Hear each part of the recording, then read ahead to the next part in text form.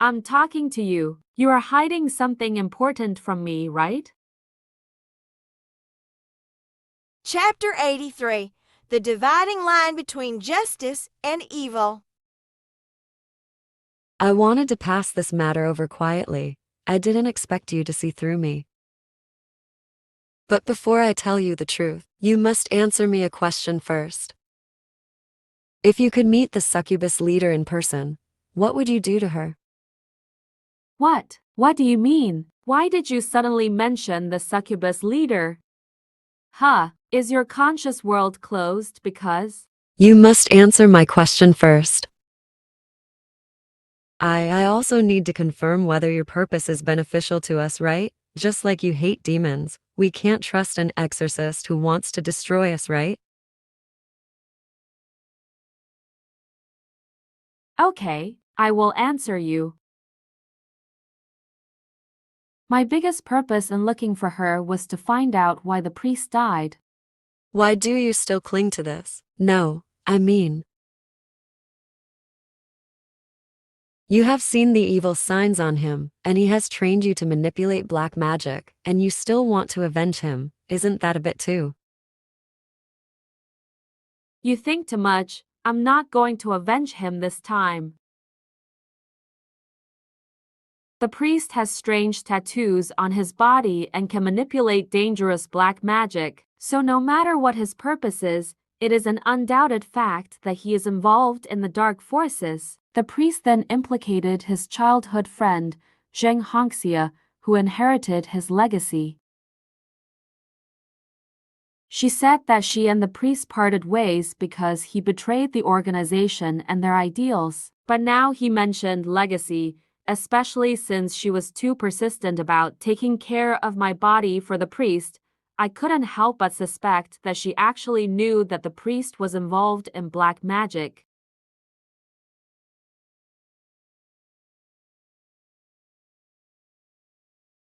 Then recently, there was the Tanzanite who was released from prison by 괛ᴱ.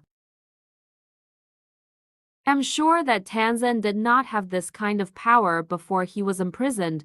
Otherwise, with his show-off personality, he should have caused a big incident before he was arrested. But after he accidentally escaped, he suddenly mastered the black magic to achieve a certain purpose. Don't you think all this happened by coincidence? And all three of them I mentioned happened to have the same very clear enemy.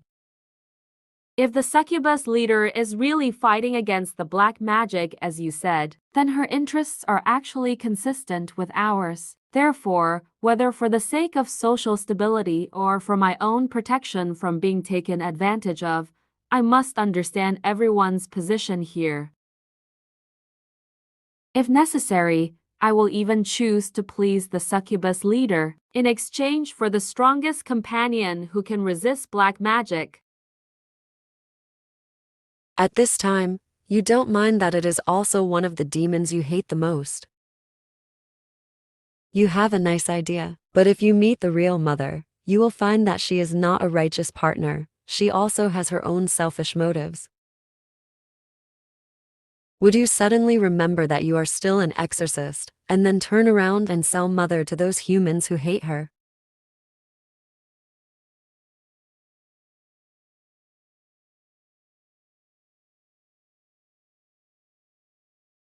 To be honest, I'm not sure myself. I don't understand anymore. What should I believe in, and what should I hate? After so many things happened, it seems that the justice and evil that I know are becoming more and more blurred. I clearly think that the original intention of the priest and 괛ᴱ might be for the greater good of humanity, but I always feel that their paranoia makes me feel depressed instinctively. On the other hand, although I have the impression that most demons treat humans as toys that can be trampled on at will, but you prove to me that the demons have the ability to restrain their instinct to hurt people, and this gentle character is what Mom intentionally guides when she changes you. Who is the one who harms humanity and who is the one who cares for humanity? You asked me, a human who has only lived for 20 years and is not even proficient in mind reading, to answer. How could I possibly know the answer?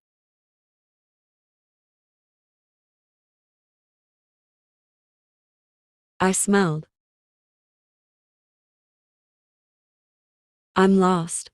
I'm so nervous, and undisguised candor. Should I tell her everything? Tell her that mom is still inside me, maintaining the memory seal, and I have seen part of the past.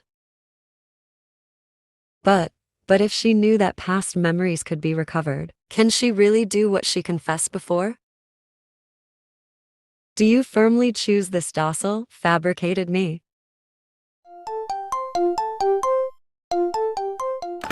Hello, the takeaway is left at your door. Remember to take it.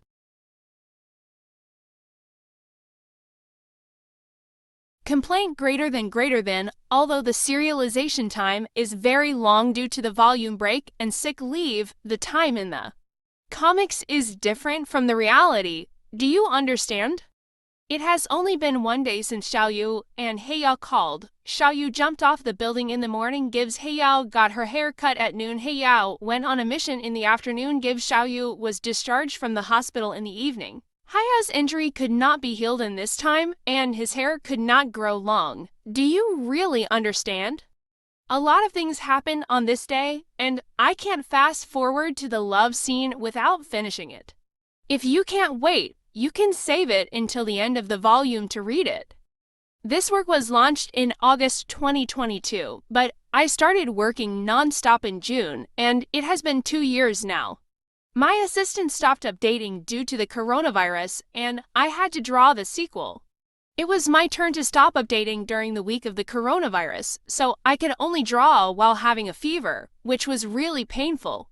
Later, I caught all kinds of colds, and I clearly felt that my health had plummeted.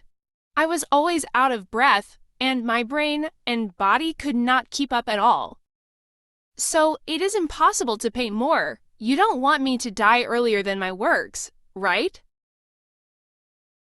Actually, I haven't rested yet. I'm still stockpiling manuscripts. Stop scolding me. Stop scolding me.